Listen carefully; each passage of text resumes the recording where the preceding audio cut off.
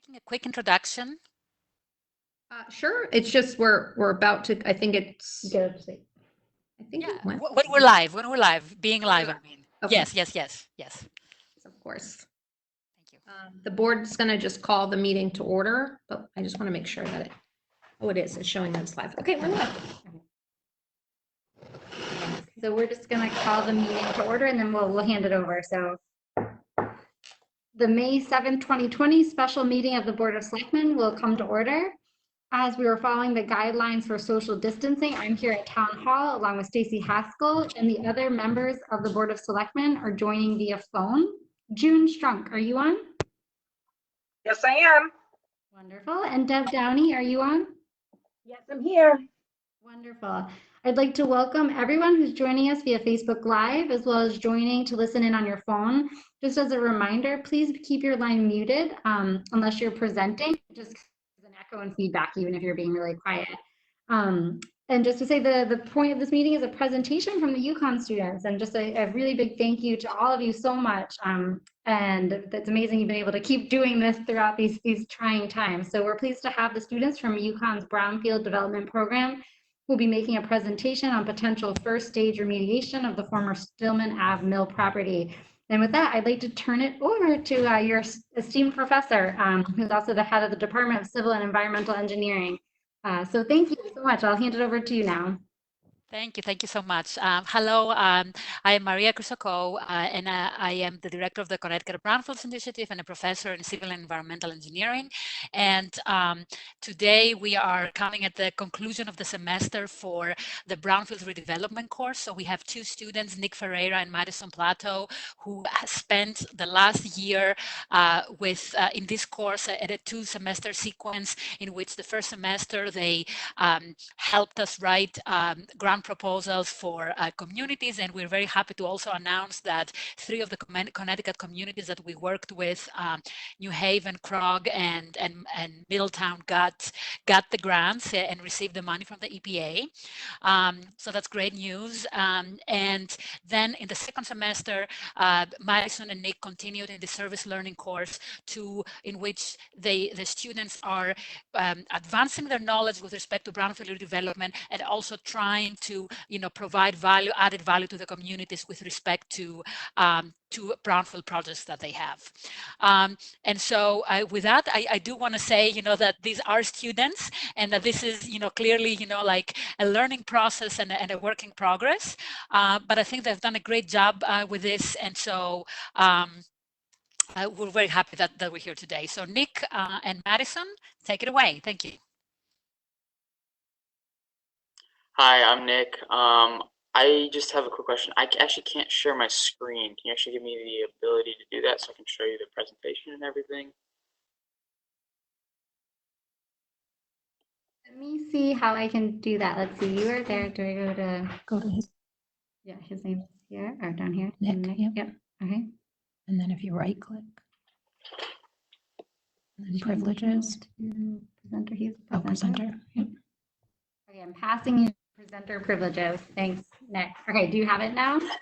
Yes, I do. Thank you so much. I appreciate that. We're a little technology behind. Okay, awesome. No worries.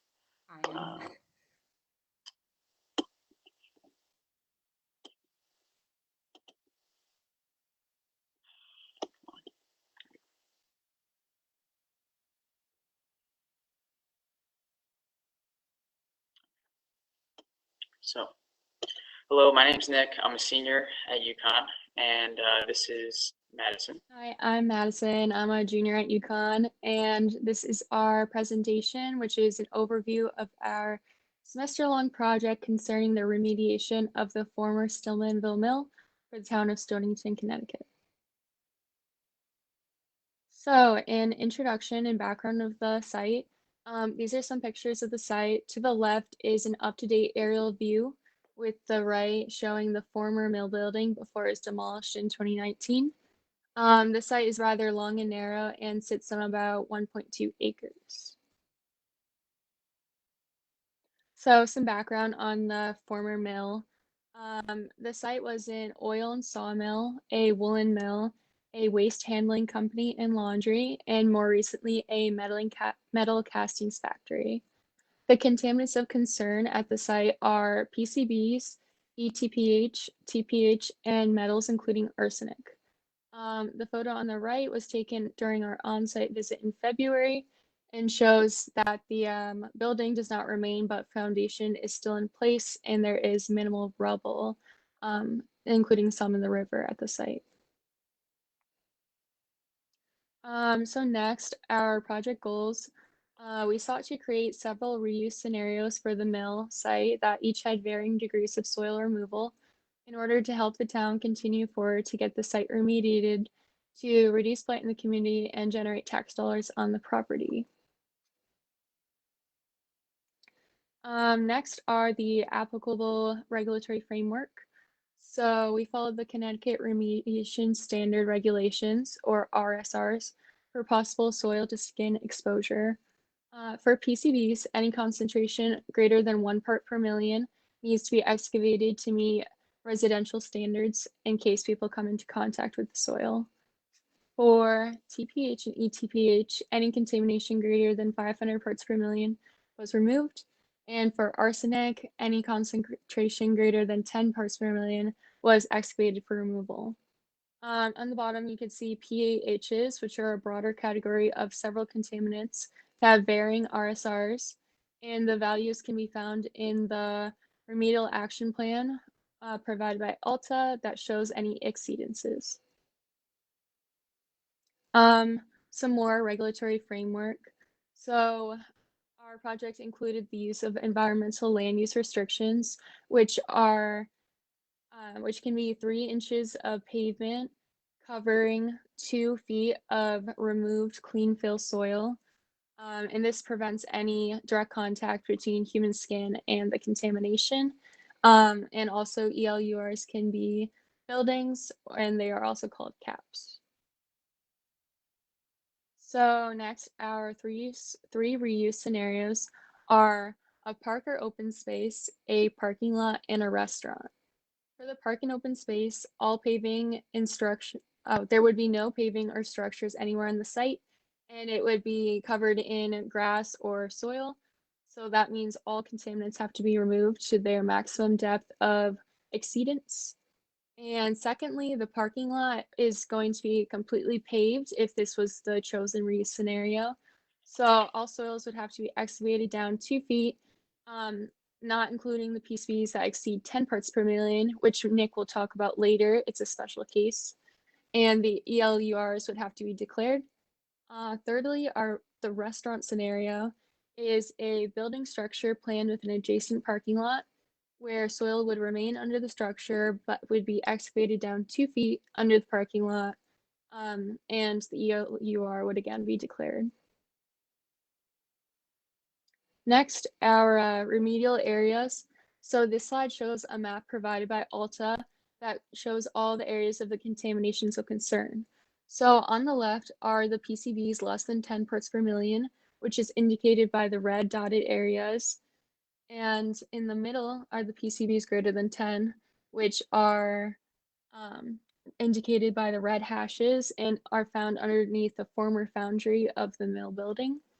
To the right are the non-hazardous areas, which are indicated by blue hashes, and they're contaminated with ETPH, TPH, PAHs, and arsenic. And now I'm going to move on so Nick can explain our methodology and our calculations. Okay, so the steps that we took to calculate soil disposal costs. So first, we actually obtained the remedial action plan from ALTA.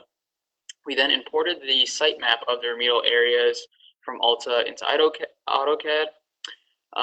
Then we measured the areas of regions containing contaminated soil. The areas would be indicated in the formula below as a capital A. And then fourthly, we calculated the volume, indicated as B, of the removed soil using the depths to be excavated in each zone, which is indicated in D here. After finding the volumes using that formula, we converted the volumes to weight using an assumed density or rho for the soil, which is indicated by rho in that formula. We found the density of the soil using an engineering book, and most of Connecticut's soils are sandy silt, or silty sand, I'm sorry, and they have a large range of density as indicated in the book. It's 80 to 135 pounds per cubic feet. And with that, we went with a range of we did 2 tests of the average and the max density. So after this, we multiplied the soil weight with the cost per soil ton provided by Dan Janey from Fuss & O'Neill. And then after this, we reviewed the disposal costs in the 2006 RAP provided by ALTA and RCE. And things to note here. So the assumed density that the RAP that was done in 2006 by ALTA, what they chose was 2,600 pounds per cubic yard. And for ours, we did 2,900 in 2.5 for the average. And then for the max, we did 3,645.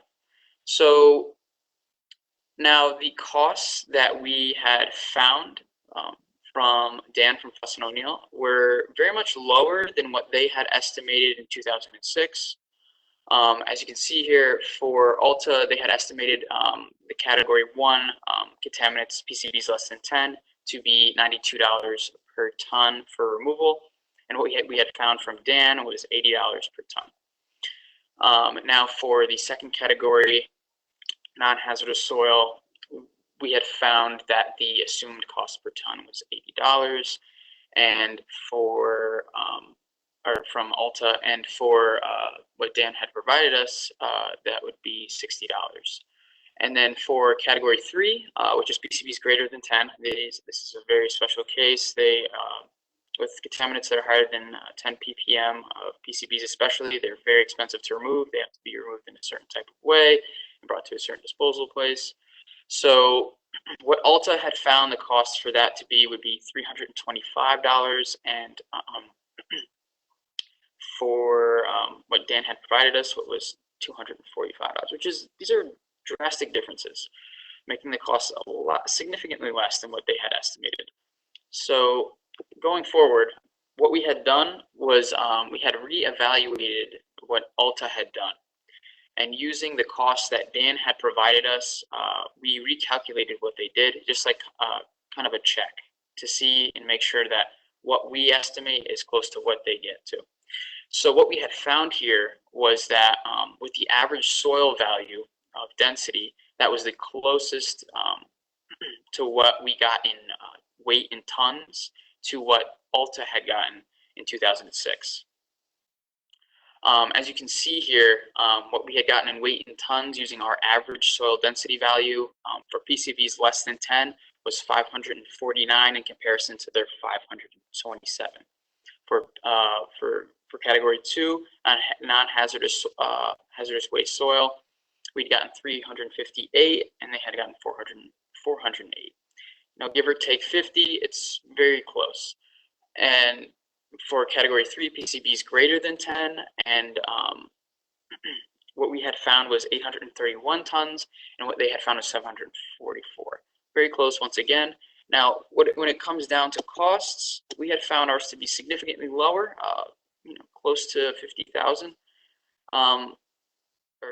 yeah, 50,000-ish. So for what we had found using Dan's values, in total, for the removal and transport of all of that soil, it would be 268,000 roughly. And so for what RC&D had found was 323,000, which is a significant difference. So going forward with this, something else I note to mention here is in their estimation of the costs, they had placed a building foundation here. What was supposed to be here, I believe it was like a hotel or something or other.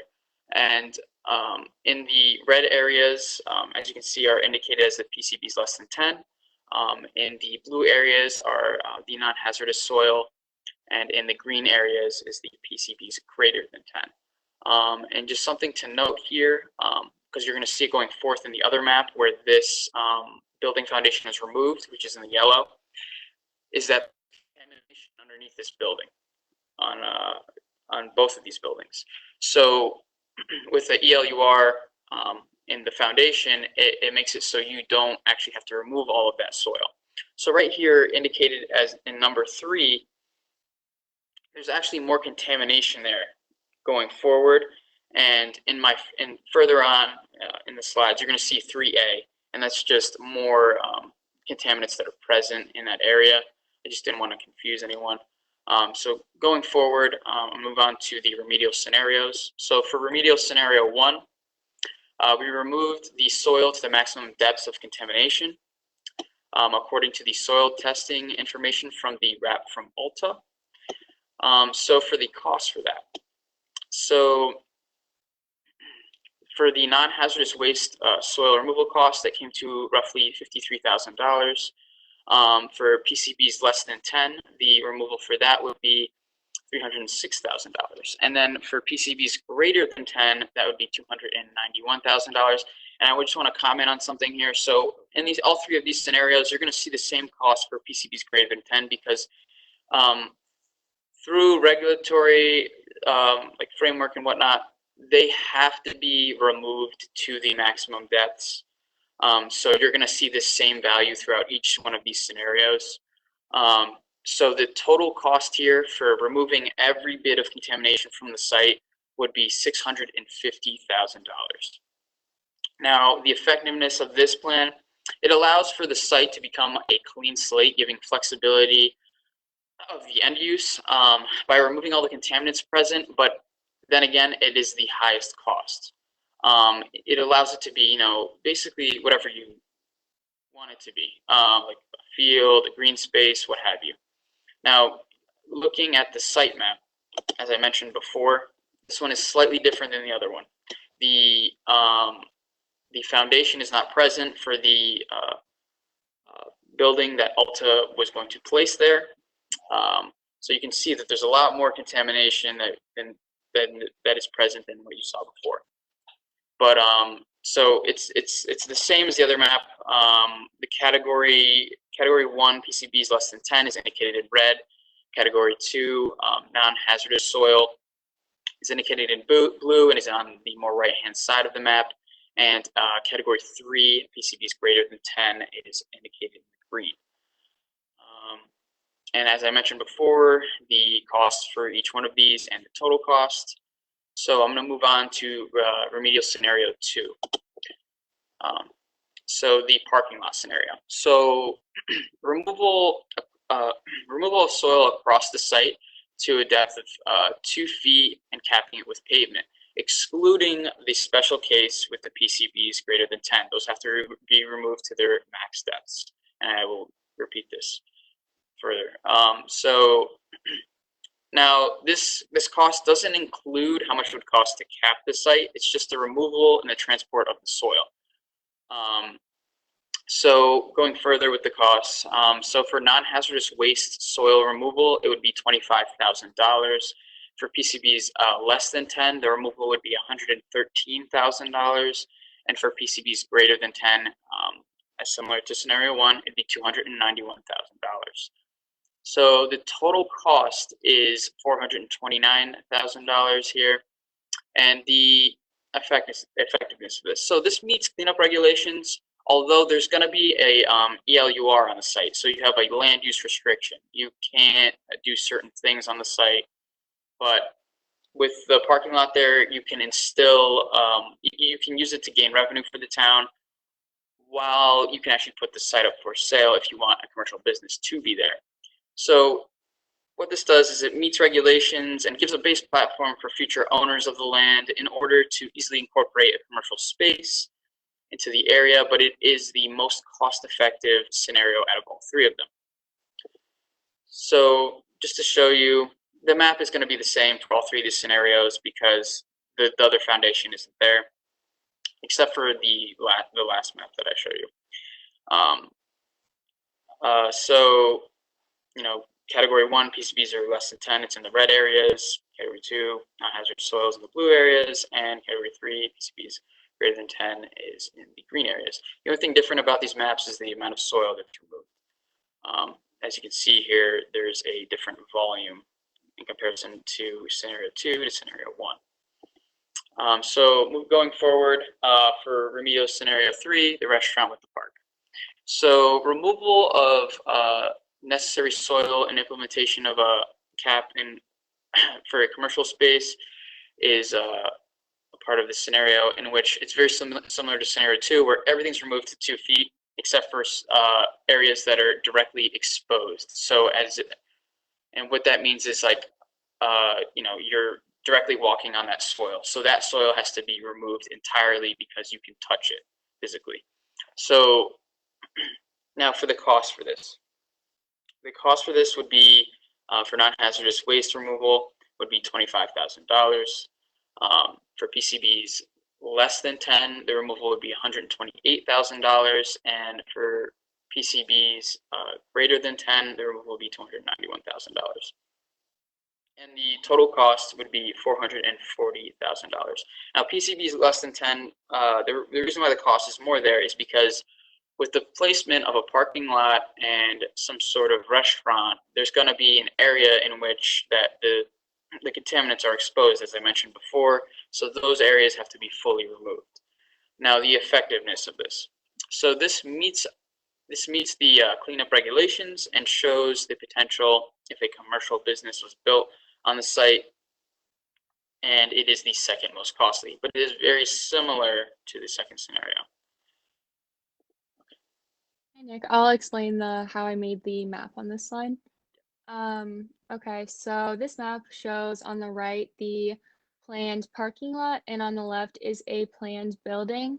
So basically how I did this was I looked at a similar plot in Westerly, Rhode Island, and using that building size in square feet and that parking lot size, I drew onto the map using AutoCAD, very similar dimensions that would fit.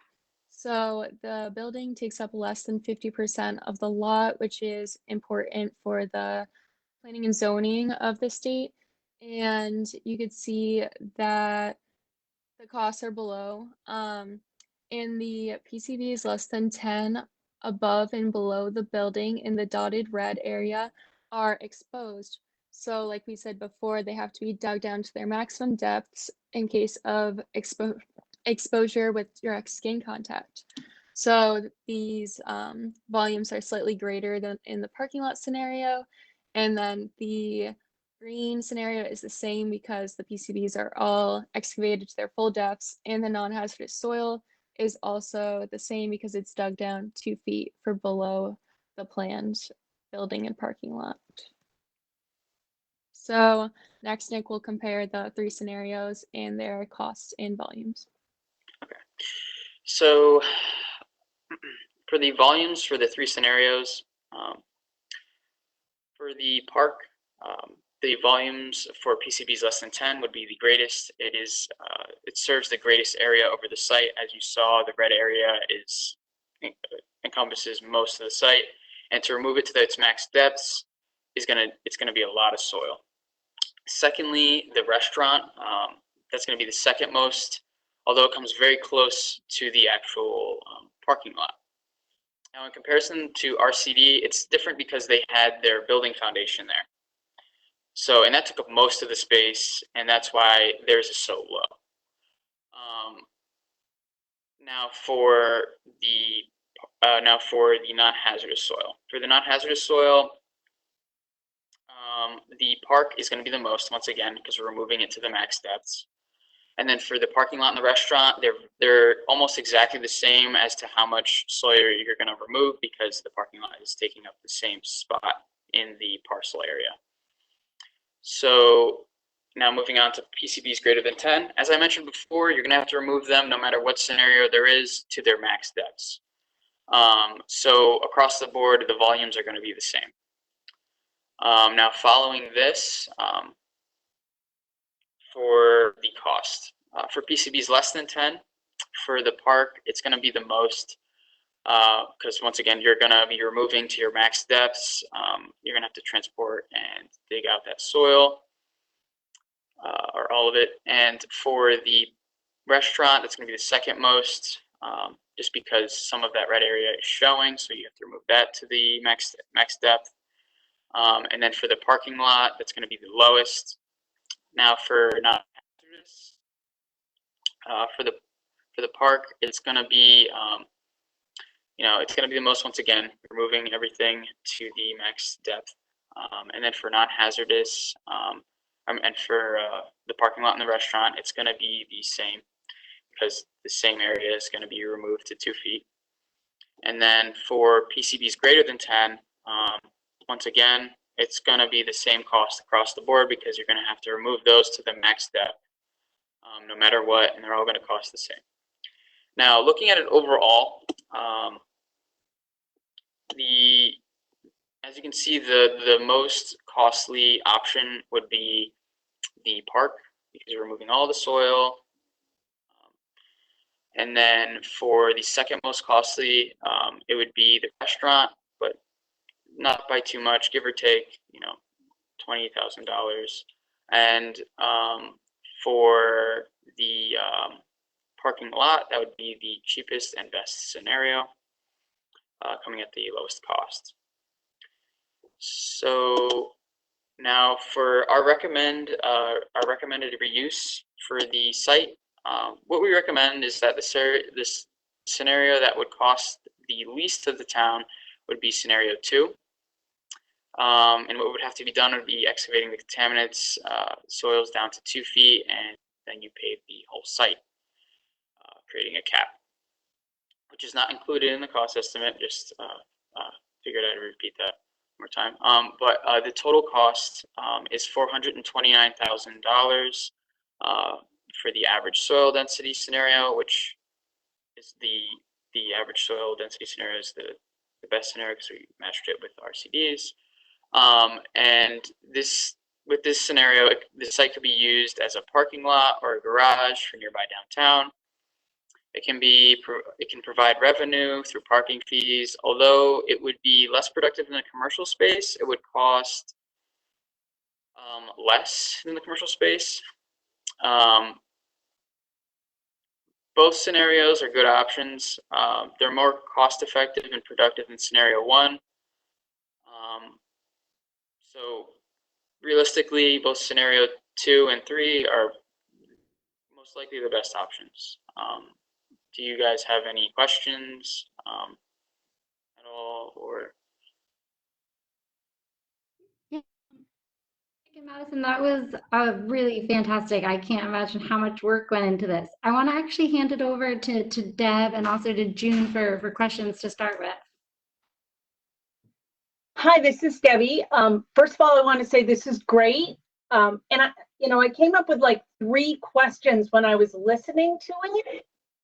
And the first one is kind of just a general, did you feel like this was useful? To me, this seemed like you probably learned quite a bit doing this project. And I'm just curious if you felt like this was useful and learned a lot.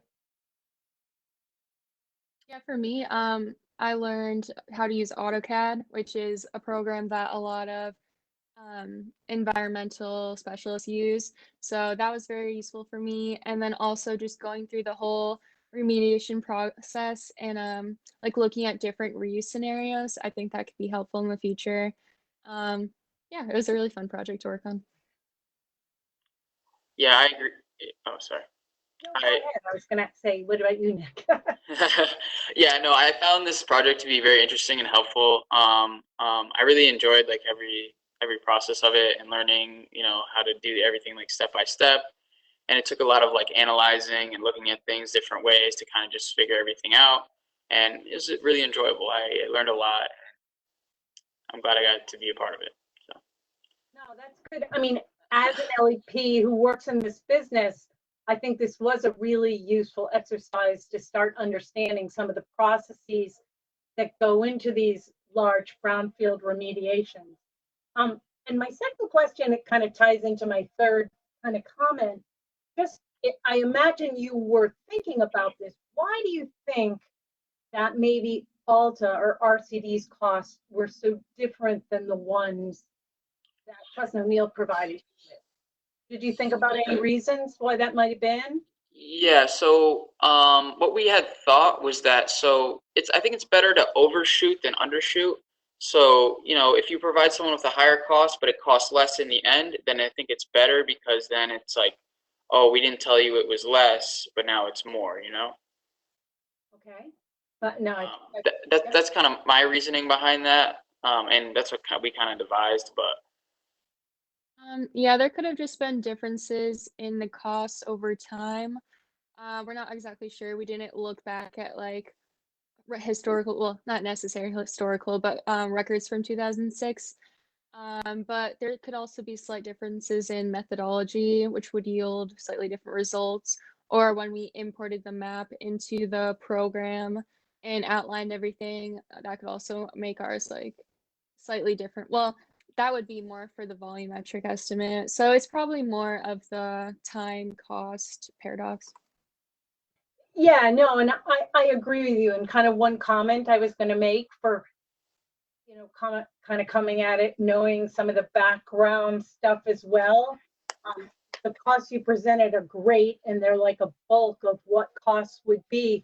But I'm guessing that Alta or maybe some of the other costs RCD looked at included things like the LEP oversight, chemical testing, the fact that in order to do this work, the EPA would require you to do some additional investigation and assessment. Actually, those were presented separately by RCD.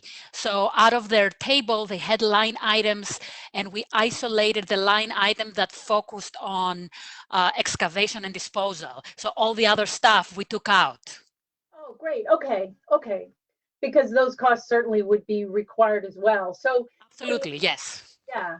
No, I just thought it was interesting, and certainly the time could have factored into it, a contingency. I mean, you know, maybe they put a 20% contingency on it or something like that. But I thought what you did was very interesting and really helpful, and I'm glad that you found it useful.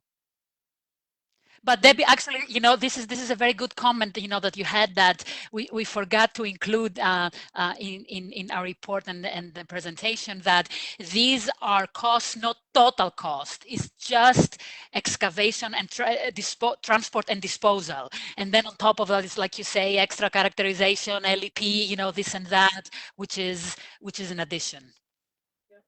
Yeah, and that's true. Although, you know, typically, and I'm sure you found that the excavation and disposal costs are a very large percentage. But no, that's great. So I really enjoyed it, and I'm glad that you found it useful. I think that especially if you're considering going into the environmental field, this was a very useful exercise. Thank you, guys. June, did you have any, or Deb, did you have a third question? Or was that it? No, I kind of lumped my second and third together. June, did you have any comments or questions? June Strong. Thank you so much for this. It was fascinating. Very valuable information for us for the town. I just have like two basic questions, because a couple times you said to excavate to the max depth. So what is that? Like when you say you have to remove all the soil, so just so conceptually, so I can picture it, how deep is that when you have to remove all the soil, and what is the PCB greater than 10 max depth? So we didn't include that in here. It's in a I think so in the Alta RAP report, they have tables of soil tests that they did in the green area. And I think the max depth there, I don't have it pulled up right now. It was like, I think it was like 16 or 15 feet. Wow. Okay. Yeah. All right. And so this was just to remove all of that, to get it to be a site that then we could be filled back in with soil and or whatever. But that's okay. Yeah. That's Yeah, wow. also, yeah, thank you. I really appreciate it. This is great. I really appreciate it. You can imagine how many conversations we've had about this site, especially as I think it was a little over a year ago, and it became a critical in an emergency. So thank you very, very much for all of your work. It's great. I was just going to add on to that last question. So the contamination varied across the site. So in one place, the PCBs greater than 10 had to be excavated down up to 12 to 14 feet. But then in other areas of the site, we only had to excavate down like 1 to 2 feet. So it was really varying across the site. Okay, yeah, thank you. You're welcome. Just to echo, I mean, this was both educational, interesting, and really practical. We're still hopeful, despite everything going on, that we're going to be able to use the information you guys put together to kind of work into next steps with whether it's likely, hopefully, the EPA or Connecticut Brownfield program through DECD. So we'll keep you guys posted for sure. What the work you hopefully leads to some positive outcomes over the next couple years. But no, a huge thank you. And I don't think I had any follow-up questions. So I guess last call for questions or comments from you guys. No, I don't have anything else. I just really wanted to thank you for taking the time to do this, and I really appreciated it. So I will just kind of like add as a summary, that from all the things that we've seen, it seems that, the lower the PCBs that are regulated by TCSA will have to be removed no matter what. And so your baseline cost is going to be $300,000 no matter what, with some uncertainty in that, but not huge. And it's really beyond that, like the superficial PCBs that will drive the additional cost. So the more characterization you have on what happened to the site, like after the excavation, because we're going with data that are going back to 2006, right? So the data, there's no newer data in that fraction of the soil.